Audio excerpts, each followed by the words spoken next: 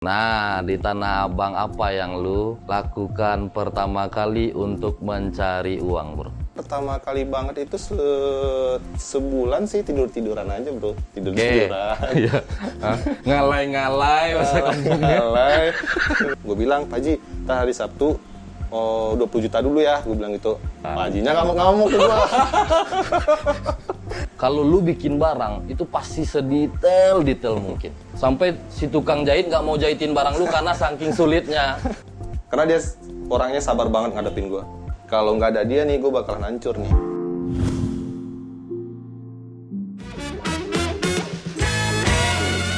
Nabang TV mainkan. Assalamualaikum warahmatullahi wabarakatuh. Nabang TV kembali lagi dengan teman ngobrol yang berbeda. Gua mengenal dia ini di Tanah Abang. Gua pengen tertarik mengajak dia ngobrol adalah karena proses perjalanannya di dunia bisnis atau pasar Tanah Abang cukup menarik. Sahabat gua ini bagi gua sangat menginspirasi.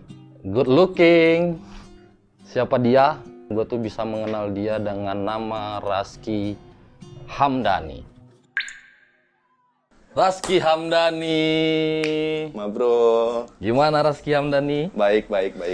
Sudah lama kita nggak ketemu ya Raski? 6 tahun bro. 6 tahun. Dan setelah perubahan 6 tahun ini gue lihat lu bro. Gimana? Ya. Kalau bahasa kampung kita tuh makin mangkile gitu udah gue. Ya kan? Ya enggak? Enggak juga, nyantai sih bro. Tapi lumayan lah sekarang Lumayan, Raski ya. alhamdulillah. Usaha gimana Raski? Baik, sejauh ini sih baik. Nah itu bro, yang gua mau ngobrol-ngobrol juga sebenarnya. Kenapa gua tertarik ngajak lu ngobrol ini karena gini bro. Gua pengen tanya dulu karena udah 6 tahun nggak ketemu. Udah lama nggak ngobrol. Oke. Terus tapi gua undangan nikah gue datang dong. Kagak Kayak nyampe tahu. nggak ke tangan lo? Nggak ngundang kayaknya bro. Nggak mungkin lah, gue undang gue sama anak-anak. Gue nggak datang nih, sorry bro, nggak datang gue bro. Oke, siap. Lupa gue kali itu bro. Lupa gue kali bro. Jangan bahas itu lah, malu kita bro. Iya, siap. Sorry Raski ya. Gue diundang sini dan kawinan gue nggak datang. Ini Raski, sebelum gua masuk ke pertanyaan yang penting dari 6 tahun ini kan banyak perjalanan yang gua skip lah dari cerita lu kan. Sebelum gua tanya-tanya lu bro, gua pengen tanya nih. Gua ada tacap namanya bro. Lu tahu tacap nggak? Tahu tacap. Tahu tacap nggak? Tahu gue. Apaan tahu. tacap coba? Tanya cepat. Gua udah kasih tahu tadi. Yaudah, gua tacap dulu bro, malu bro. Lu mau pilih kerja apa kuliah bro? Kerja. Oh jadi memang nggak pernah pilih? Enggak, gue nggak pernah pilih kuliah. Emang nggak pernah pilih kuliah? Gue nggak pernah pilih kuliah. Kenapa bro? Gue nggak pernah pilih kuliah setelah gue main ke Jakarta. Tahun 2007. Oh. Tapi sebelum 2007 gue mikirin kuliah. Setelah gue liburan ke Jakarta, gue lihat Jakarta, gue nggak pernah mikirin kuliah. Pertama faktor nyokap meninggal, habis itu gue mikir lagi, nggak mungkin kakak-kakak gue biayain gue kuliah sampai berapa tahun tuh kayak nggak mungkin. Nyokap aja. meninggal tahun berapa bro? Pas 2006. bersih SMA kita tuh ya? Iya, masih SMA. Ya alasannya gue ngeliat waktu pas gue nyampe gue liburan di Jakarta nih, ada abang-abangan gue dong yang jemput, terus ngajakin main, gue diajakin main, malam gue ngeliat nih mereka uangnya banyak, traktir. Ya gue bingung dong, orang Tanah Abang kerjanya ngambur-ngamburin uang. Nah di situ gue mikir. Oh berarti lu liburannya tuh udah ke Tanah Abang ya? Udah ke Tanah Abang. Jadi tapi belum niat kerja, belum niat bisnis, cuman mau liburan ya? Tapi udah lihat tuh transaksi di pasar Tanah Abang? Bukan, gue nggak ngeliat transaksi, gue ngeliat acara malamnya, hiburannya. Di? Hah? Di salah satu klub di Jakarta Selatan. Buset ya. Oke nggak tuh? Iya, oke. Nah di situ gue mikir, wah gue harus kerja nih. Karena gue ngerasa waktu itu dengan seumuran gue waktu itu ini lifestyle banget nih kayak gini. Iya. Ini sesuatu yang keren lah ya. Sesuatu yang keren lah buat gue banget nih yang kayak gini. Iya. Terus dan akhirnya belum kesimpulan, wah di Tanah Abang kayaknya nih. Iya di Tanah Abang. Cari duit yang bener. Lu bisnis di Tanah Abang kan? Lu memilih Tanah Abang kalau orang kan dulu karena ada sesuatu hal, misalnya keluarganya atau omnya yang pernah ada di situ, atau tantenya, atau papanya bahkan. Tapi lu masuk Tanah Abang karena Di klub malam, lu lihat happy-happy, buang-buang duit. Wah, ini tempat yang banyak cari duit. Lu dari Jakarta ke itu tuh yang lu samperin selain abang-abang tuh ada saudara-saudara tuh siapa? Enggak, kalau hubungan secara keluarga, darah sih nggak ada. Cuman karena deket, ya emang dulu di Bukit Tinggi kenal. Habis itu emang dia usahanya bolak-balik Jakarta Bukit Tinggi ya. Habis itu gue ngelihat pas di Bukit Tinggi gue udah ini juga sih, udah ngelihat cara dia. Oh, dia dapetin uang nih dari belanja Tanah Abang nih. Habis liburan itu? Gue pulang lagi. Gue pulang. Oh, Pulang dong. Habis pulang. Gue nggak ngerti. ini udah menyimpulkan ya. Gue ke Tanah Abang deh, Nih, gitu ya. gue nggak ngerti nih basicnya mulai dari mana. Gue minta ke abang-abangan gue nggak mungkin. Pertama, gue dengan belum ada pengalaman. Oh, ya udah. Gak ada keluarga juga. Gak ada keluarga juga. Ya udahlah, gue balik nih. Pas balik, terima lulusan. Terus kakak-kakak gue masih nyuruh gue kuliah. Gue sampai kabur lah, disuruh ke Kalimantan sama di tempat kakak gue yang cewek. Terus gue kabur ke Bandung, dari Bandung dijemput, pulang lagi Bukit Tinggi. Nah, pas pulang ke Bukit Tinggi, gue baru tuh kerja di Awur Kuning. Nah, habis kerja di warnet, ada tuh teman-teman gue udah di Tanah Abang, beberapa orang lah kan. Dia sering nelfonin gue, ayo Kit, lu ke Tanah Abang dong, ini dong, Jakarta dong. Langsung berapa hari itu gue cabut ke Jakarta. Nah, di Tanah Abang apa yang lu lakukan pertama kali untuk mencari uang, bro? Sebulan sih tidur-tiduran aja, bro. Ya. Tidur-tiduran. Iya. Ngalai-ngalai masa kampungnya. Ngalai. Sampai teman gue sampai teman gue makan sembunyi-sembunyi dong. Iya. Saking muaknya ngeliatin gue. Iya. Nah, di situ gue mikir, wah, gue nih uang jajan nih udah mulai nggak ada nih. Oh iya. Di situ ya udah akhirnya gue rajin nih ke Tanah Abang, ke pasarnya. Ya. Tuh, terus gue dikasih pertama kali duduk di Tanah Abang, ada tuh di belakang Blok A itu. Di situ ada kayak abang-abang juga tapi yang belum kayak jadi yang ke abang-abang gue yang sebelumnya. Ya. Gue udah kenal sih dari Bukit Tinggi. Gue ngeliat Abang level satunya lah ya. level satunya. Jadi pas waktu itu tuh mereka gue liatin ada pegang-pegang bahan, sampel potongan kain gitu. Potongan kain gitu. Nah, di situ gue gue ngeliat ini kayak gini kayaknya nggak mungkin nih gue lakuin nih. Ngantau ya, bahasa Tanah Abangnya ngantau bahasa ya. Tanah Abangnya ngantau ya. Terus? Tapi kata teman gue ada lagi nih yang bisa dikantauin, barang jadi juga. Ya. Barang jadi juga. Jadi waktu itu gue milih, ya udahlah, gue coba nih yang barang jadinya. Waktu itu gamis. Ya, gue pertama kali ngantauin barang itu gamis. Gue jalan seminggu bawa sampel gamis. Itu nggak ada yang terima. Oh iya. Nggak ada yang terima. Perasaan lu gimana, bro? Ya udah, sampelnya gue jual sama tukang kopi. buat duit buat makan dong, buat makan. Enggak, cuman gue kenal lu tuh sebenarnya yang gini, Ki.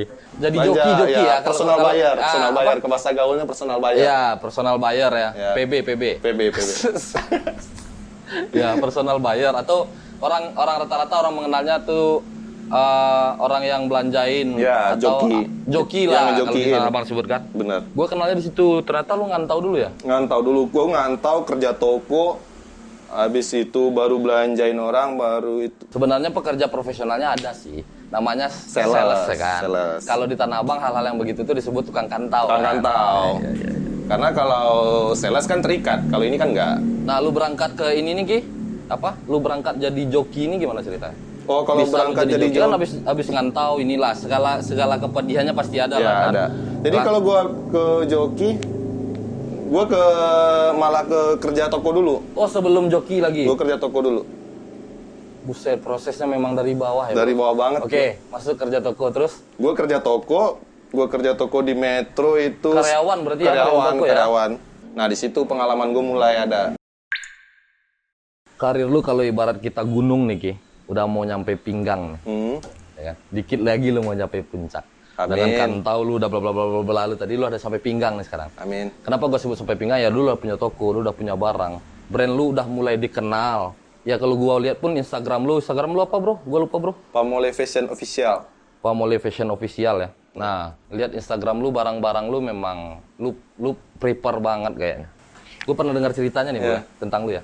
kalau lu bikin barang itu pasti sedetail mungkin. Sampai si tukang jahit nggak mau jahitin barang lu karena saking sulitnya. Nggak banyak loh bro yang di Tanah Abang juga begitu.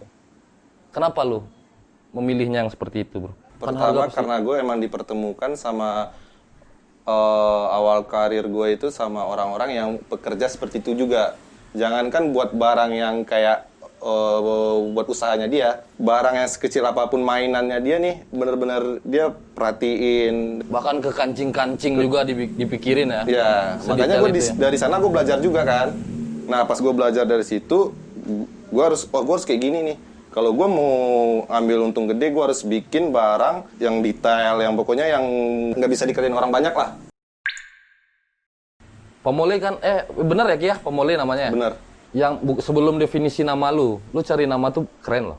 Ya untuk sekarang nih, kalau lu mempersiapkan dunia digital nih. Kalau di Pamole nih di Google nih, yang keluar tuh langsung foto lu loh. Coba gue cek Coba ya. lu cek deh. Tapi gue nggak tahu loh. Bener gak? Bener. Ya, gitu loh Ki. Lu milih nama tuh yang bagus sebenarnya. Nah, apa sih Pamole apa sih?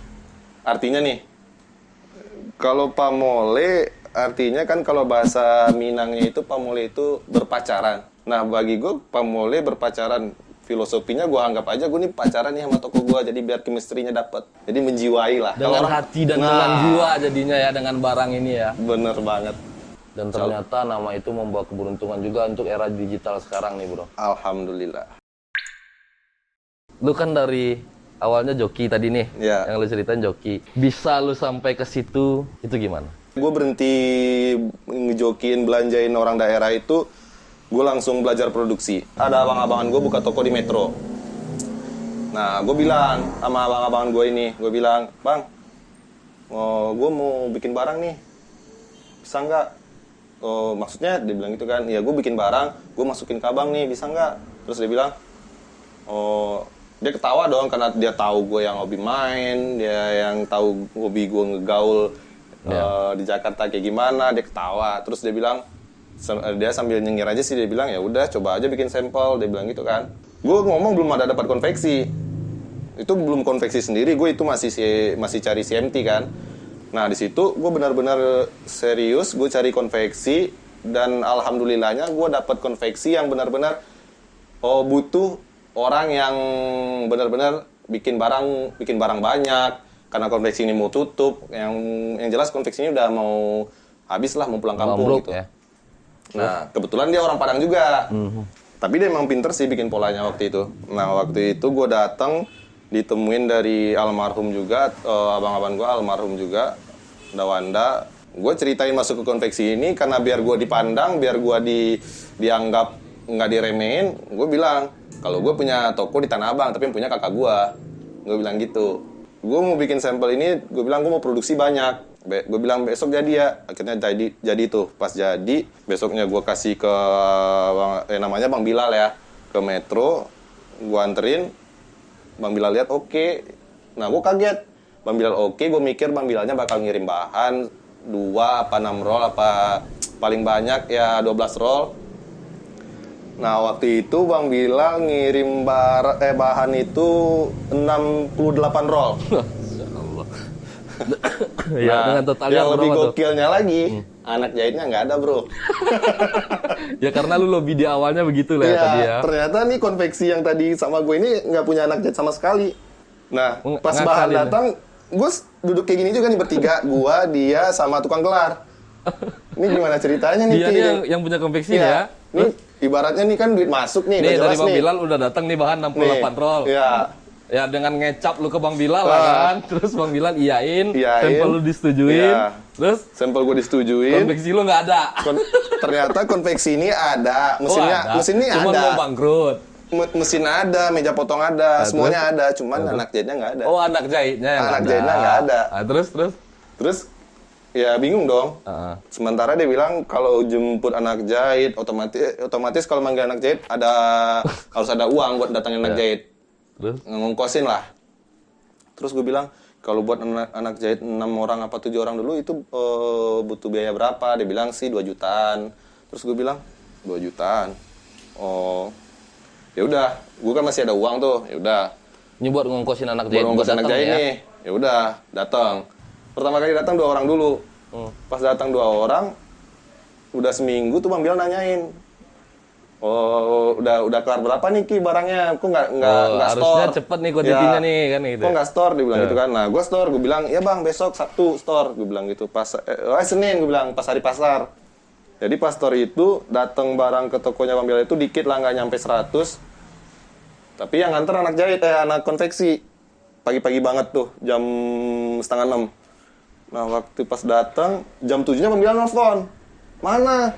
Tukangnya ini barang nggak datang-datang, main-main lo gini-gini. Ternyata pas waktu gue langsung cuci muka, gue nggak mandi tuh langsung ke Tanah Abang. Pas gue liatin, terus kepala tokonya Bang Bilal ketawa-tawa aja kan ngeliatin gue. Terus gue tanyain, Mang, ini nggak datang tadi? Udah habis juga Bang. Gue kaget dong, udah habis. Nah di situ gue mulai mikir, dengan segini udah habis, berarti gue harus datangin anak jahit lebih banyak lagi nih.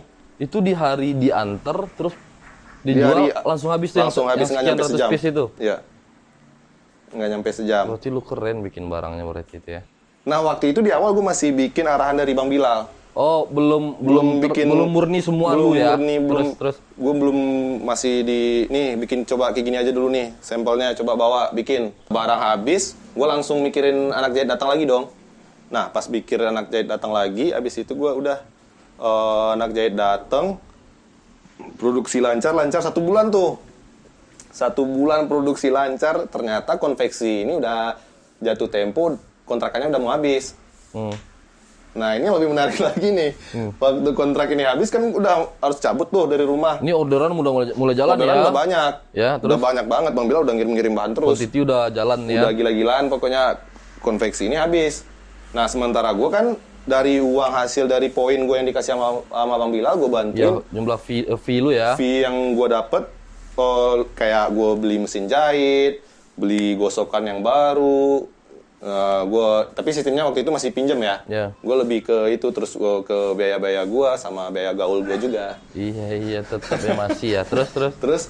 Emang lu nggak tahu tuh kontrakan ini mau habis, nggak dikasih tahu? Dia nggak ngomong. Dia ngomongnya udah 2 hari mau harus pindah. Mau jatuh tempo? Iya harus. Nah, gue cari rumah. Gue cari rumah yang lebih gedean dikit daripada ini kan udah gede juga nih. Gue ya udah kita cari rumah yang lebih gede. Gue bilang itu kita harus produksi banyak. Akhirnya dapat rumah kontraknya 45 juta. Berarti dengan modal lu dong berarti? Nggak ada modal gua. Gua nggak ada modal. Ya terus. Jadi kontrakan itu ketemu sama Pak Haji yang punya rumah. Waktu itu Pak Hajinya bilang kontraknya 45 juta, gua langsung gua yain. Gua udah DP sejuta, Pak Haji, gua bilang. Setelah barang-barang masuk, gua lunasin ya. Gua bayar lagi separuhnya. Seminggu berjalan, gua kasih 5 juta. Ya. Pak Hajinya ngamuk-ngamuk ke gua. Adanya segini dulu Pak Haji. Karena barang udah masuk. Sekarang udah masuk, gue udah set. Tapi gue bilang, ya maaf Pak Haji, gue bilang gitu kan. Nih barang kan baru mulai, anak-anak baru pada mulai ngejahit. Jadi, wah udah lu angkat aja semua mesin-mesin lo gini. Nggak bisa, pokoknya nggak nyampe sebulan Pak Haji, saya bener ini gini. Akhirnya Pak Haji ngeliat mungkin karena keseriusan gue pengen kerja nih. Kayaknya sih gue ngeliat nilai Pak Hajinya dari situ. Padahal juga nggak gitu juga kali Pak Haji. Nggak gitu juga, kayaknya karena kasihan doang kali ya. Terus itulah cerita proses panjang lu kan. Sampai akhirnya lu di toko ini dengan ngumpulin uang, dengan ngecap tadi akhirnya dapat uang nih bro. Dengan 3 buyer tadi. Iya benar. Apakah benar ini yang lu jadikan untuk bekal awal Pomole? Apa dengan lu buka Pomole ini lagi dengan speak lagi? Oh enggak. Ya dong. Benar nggak tuh? Benar. Nah sekarang dengan Pomole ini sudah 4 tahun, ya kan? Udah menghasilkan berapa bro? Per tahun deh, jangan putaran doang. Udah berapa sekarang bro? Kalau per tahun pertama gue di 2016 itu omset gue itu nyampe 4M. Sekarang berarti udah 4 kali lipat dong? Ya alhamdulillah ya. Enggak, udah 4 kali lipat dong? Yang di tahun COVID ini enggak. Enggak, di tahun sebelum COVID udah 4 kali lipat dong? Oh itu puncaknya, alhamdulillah. Insya Allah. Seorang Razky Hamdani yang berproses dari bawah.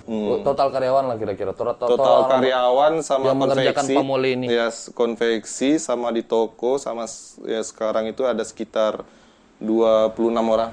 Dengan ke Jakarta cuman mau ajojing doang. Akhirnya punya 26 karyawan dengan omset yang sudah hampir 16 miliar puncak-puncaknya putaran usahanya. Yang pertama gue tanya peran mentor lu. Siapa sih yang ngajarin lu sampai pasti ada kan? Siapa yang ya setidaknya patokan lu, contoh lu siapa? Yang mentorin lu siapa? Kalau soal mentor sih ada gua. Bang Zaki namanya. Nah, jadi Ini salah satu orang yang berjasa juga ya buat karir lu benar. sekarang ya. Pas waktu gua lagi masih posisinya dari belanjain joki itu, dia selalu ingetin gua. Pertama dia selalu ingetin pertama umur. Gua nggak paham sama sekali tuh, Bro. Terus sama tujuan ke depan. Ini apa-apaan nih? Umur lu udah berapa Ya, terus target lo apa gitu kan. Terus gue bilang, gue nggak paham waktu Nggak itu. ngeh lah Nggak ya. ngeh lah. Jadi waktu itu, nah habis itu dia ingetin terus. Habis itu dengan gue mikir pas keadaan waktu ngebelanjain, gue udah sering kayak barang yang gue beliin itu udah mulai kurang jalan di daerah. Jadi feeling gue milih barang di sini itu udah ibaratnya nggak kepake lah. Pas lu ngejoki itu ya. Iya. Nah, waktu itu dia bilang, lo harus, terus masih Bang Zaki ini ngomong ke gue, lo harus naik level. Kayak lo harus belajar yang lain, kayak bikin barang, lo ini. Nah, Wah, itulah Bang Zaki lah Bang orangnya. Zaki. Itu. Nah, dari Bang Zaki, gue ngeliat kalau dari cara kerja sih, cara kerja cepat sih Bang Zaki. Tapi kalau cara produk, barang nih, Bang Pit. Bang Pit, karena gue lihat dia cara dia bikin barang, cara dia mengeksplor barang-barang yang dia bikin, gue ngeliatin dia detail banget. Nah, itulah yang gue ditiru. Nah, jadi mentor-mentor lu yang secara tidak langsung menyadarkan lu, memotivasi lu ini Bang Pit dan Bang Zaki Iya, adalah salah satunya. salah satunya. Mungkin banyak juga yang lain. Nah, Banyak terus juga. bro, sampai sekarang dengan bantuan mereka yang tak ada lu sadari, hal apa yang paling lu ingat mulai lu dari bawah? Kalau yang paling berkesan buat gue itu waktu proses gue itu sih, dari gue pulang lebaran, gue udah niatin ntar balik ke Jakarta nih, gue nggak bakal ngejokin, nggak bakal belanjain orang daerah lagi. Oh, abis lu ngejoki itu Abis tuh? ngejoki. Oh, berarti udah di Tanah Abang lagi? Udah di Tanah Abang. Balik ke Bukit Tinggi? Iya, karena gue mau pulang posisinya bawa uang ya, gue nikmatin dong sama keluarga gue, kakak-kakak gue, keponakan gue. Iya. Nah, jadi gue pas balik, gue bilang nih sama kakak gue, balik sama teman gue pakai mobil, padahal gue naik bus. Yang paling berkesan banget sih, yang paling gue inget, gue di kapal ngomong sama teman gue. Tahun ini gue pulang harus bawa mobil nih. Teman gue ketawa dong. Karena dia mungkin karena ngeliat kenakalan gue, ke hobi gue. Nggak percaya lah nggak dia, percaya lah. Tapi gue bilang, gue pulang tahun ini harus bawa mobil nih. Yang di sini aja. Jadi nih. bos tuh lalu punya mimpi-mimpi Ya, untuk di jauh situ. hidup lebih baik ya. Di situ. Nah, habis itu pas di Jakarta ya baru tuh gue nyamperin Bang Bilal, gue bilang bikin sampel, segala macam, konveksi ini. Alhamdulillah sih, ya banyak lagi sih masalah-masalah di perjalanan gue sampai buka toko itu. Tapi yang paling gue inget itu waktu gue di kapal naik bus. Oke, lu kan terkenal bikin barang nih kan detail. Kenapa sih kita tuh harus detail? Dan detailnya itu detail yang kayak mana sih Ki yang lu? Kalau gue sih kuisi ada 2 step. Jadi di awal setelah jahit, dari anak-anak tukang jahit, dikuisi dulu, di finishing, habis itu kuisi lagi. Baru diplastikin. Itu memang bagus sih sebenarnya. Sedetail itu ya. Sedetail itu gue. Dan gua lihat pun hasilnya juga bagus sih.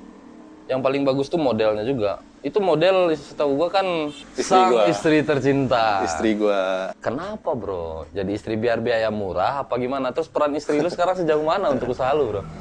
Kalau dibilang buat biaya murah sih benar. Karena gue pernah ini juga, ekspor juga.